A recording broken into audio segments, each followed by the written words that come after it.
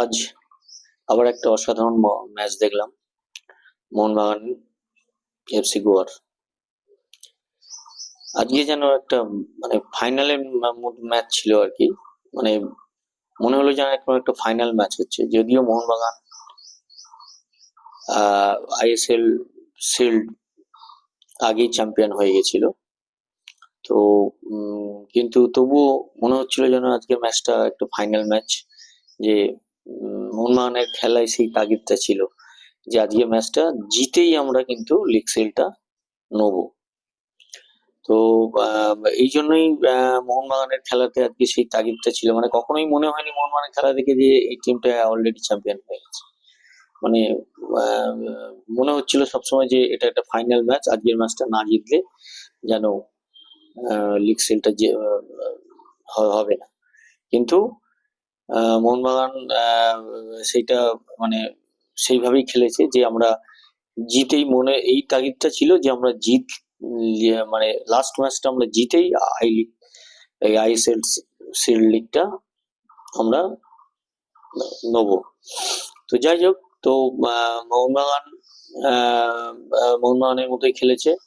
আর FC গিয়েও খুব ভালো খেলেছে, যে খুব একটা পিছিয়ে ছিল না, তবু এক জায়গায় পিছিয়ে, সমস্ত টিমই মোহনবাগান একটা জায়গায় পিছিয়ে। মোহনবাগানের ফরওয়ার্ড লাইন অসাধারণ, কোনো একটা চান্স পেলেই সেটা গোল হয়ে যায়। ফলে মোহনবাগান এই জায়গাতেই অন্যান্য টিমের থেকে কয়েকশো ডজন এগিয়ে এই জায়গাতে, ফরওয়ার্ড লাইনটা বিশেষ করে। এবং আজকে মোহনবাগান সব দিক থেকেই ভালো খেলেছে। মানে কি আপনি, যদিও মোহনবাগান আজকে অনেকগুলো প্লেয়ার আজকে মলিনা নামায়নি, ম্যাকল্যান্ডকে খেলায়নি, সুভাশিসকে খেলায়নি। তো যাই হোক, তো এই জন্য মোহনবাগান আজকে কিছুটা মলিনা পরীক্ষা নিরীক্ষা করেছেন, যে তবুও মোহনবাগানের খেলায় কিন্তু সেই ইয়েটার কোনো ছাপ কিন্তু ছিল না, যে ম্যাকলারেন নেই, সুভাশিস নেই। তো মোহনবাগানের খেলায় কিন্তু সেই ইয়েটা ছিল না, মোহনবাগানের মতোই খেলেছে। আর গোয়াও খেলেছে ভালো, খারাপ না। গোয়া ওই বললাম একটা জায়গায় ফরওয়ার্ড লাইনে অনেকটা পিছিয়ে, যেখানে মোহনবাগানের ফরওয়ার্ড লাইনটা অসাধারণ।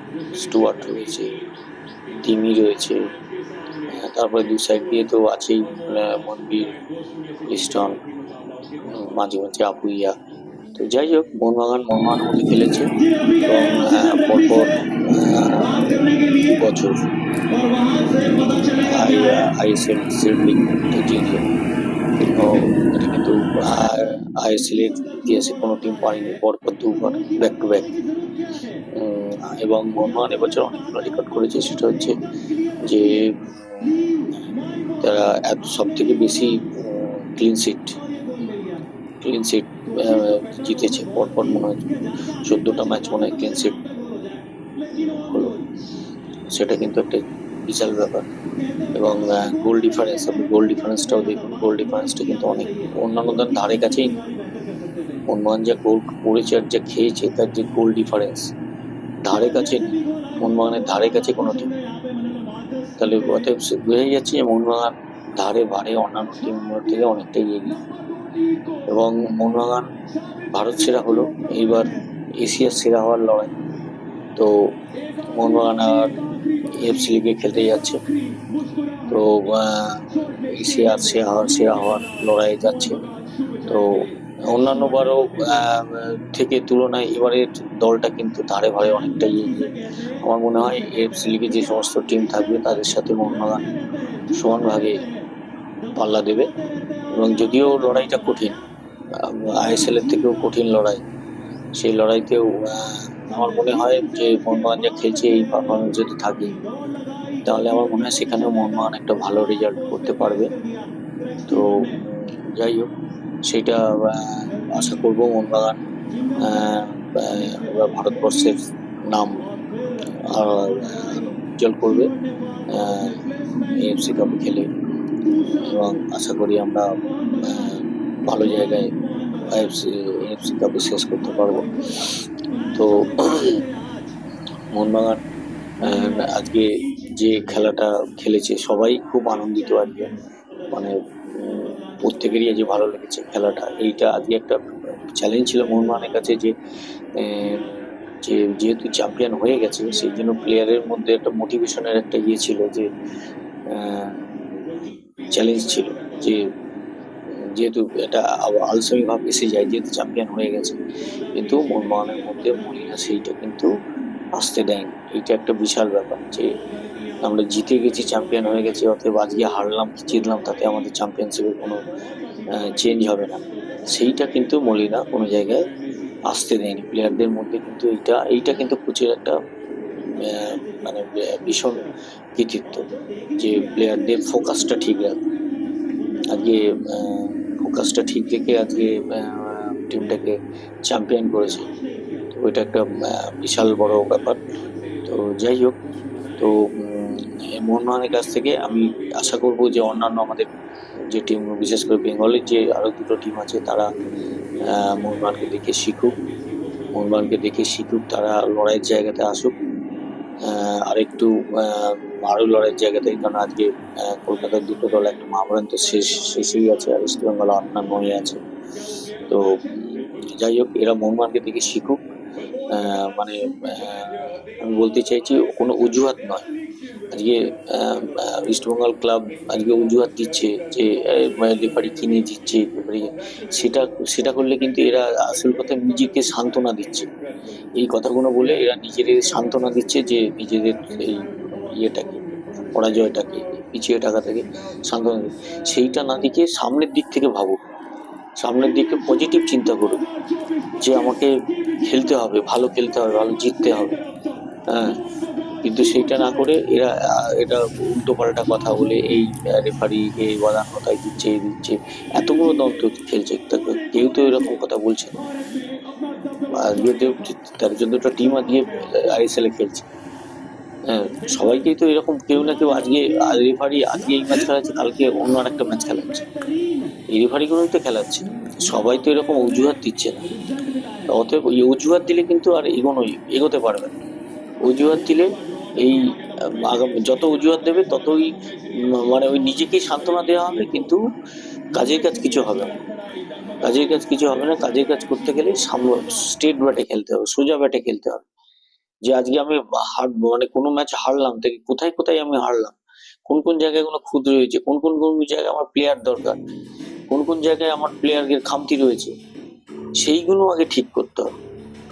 সেইগুলো আগে ঠিক করতে হবে, তাহলে কিন্তু এগিয়ে আসতে পারবে। না হলে আমি আজকে রেফারি বদনাম দিয়ে হয়তো হ্যাঁ কিছু কিছু সবসময় হতেই পারে, সবসময় হতেই পারে যে কোনো ডিসিশন হয়তো বিরুদ্ধে যেতেই পারে, কোনো সবসময় যে আমার পরে ইয়ে আসবে তা নয়, কোনো কোনো ডিসিশন যেতেই পারে।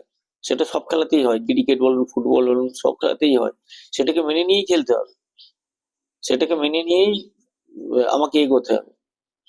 হতেই পারে যে আজকে আজকে দেখুন, আজকে যে মোহাম্মদ যে একটা গোল বাতিল হলো, আমার তো মনে হয় ওই গোলটা রেফারি ইচ্ছা করলে দিতেও পারতো, ওই গোলটা রেফারি ইচ্ছা করলে দিতেও পারতো। কেননা দিমিত্রি গোলটা করেছে অ্যাকচুয়ালি মনবীর, আর হাতে লেগেছিল দিমিত্রি, এবং দিমিত্রি যখন হাতে লেগেছিল রেফারি তখন কোনো ফাঁসিও দেয়নি। এবং এবং এটা কিন্তু ইচ্ছাকৃত হাত দেওয়া নয়, কোনো ইয়ের যেহেতু পড়ে গিয়ে হাতে লেগেছে। অতএব রেফারি যদি মনে করতো এটাকে কিন্তু গোল দিয়ে দিতে পারতো। তো যাই হোক, মোহনবাগান সেখানে কোনো প্রতিবাদ জানায়নি, ঠিক আছে। এই এই এই এই পজিটিভ অ্যাটিচিউডটা নিতে হবে, ঠিক আছে। আজকে গোলটা দিল না, আমি নেক্সট আমার আমার তো খেলার সময় রয়েছে, আমি গোল করবো, তাই তো হলো। মোহনবাগান এটার পেছনে আর কিন্তু কোনো প্রতিবাদ করেনি, এবারেই বাতিল করে দিয়েছে, ব্যাস মেনে নিয়েছে যে ঠিক আছে, আমার তো আরো সময় আছে, তাহলে আমি চেষ্টা করে আমি এই পজিটিভ অ্যাটিচিউডটা আনতে হবে, ইস্টবেঙ্গলকে এই পজিটিভ অ্যাটিচিউডটা আনতে হবে। নাহলে কিন্তু ইস্টবেঙ্গল যতই বড় টিম করুক কিন্তু এগোতে পারবে না। আর মোহামেডান টিমের কিছু ওদের সমস্যা রয়েছে, সেই সমস্যাগুলো ইমিডিয়েট যাতে কাটিয়ে ওঠে, এবং আমরা চাই যে আমরা মোহনবাগান সমর্থক হিসাবেই চাই যে কলকাতা আরো দুটো টিম তারাও এগিয়ে আসুক, তারাও ভালো খেলুক, মোহনবাগানের সাথে কম্পিট করুক, তাহলে ফুটবলের মানটা উন্নতি হবে। আইএসএলটা আনাই হয়েছে তো ভারতীয় ফুটবলটাকে উন্নত করার জন্য।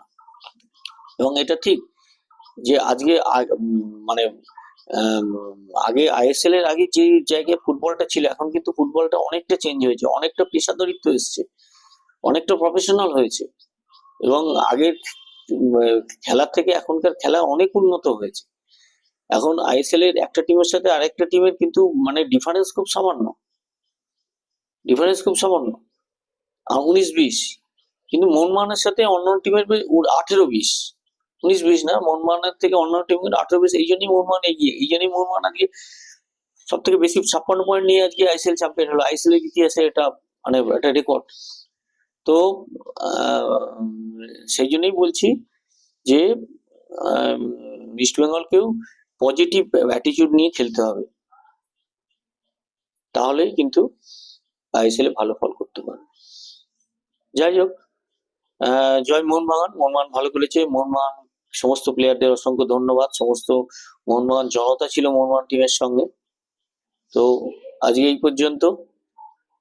আগামী দিনে এএফসি কাপের কোনো ম্যাচের পর আবার আমি লাইভে আসবো।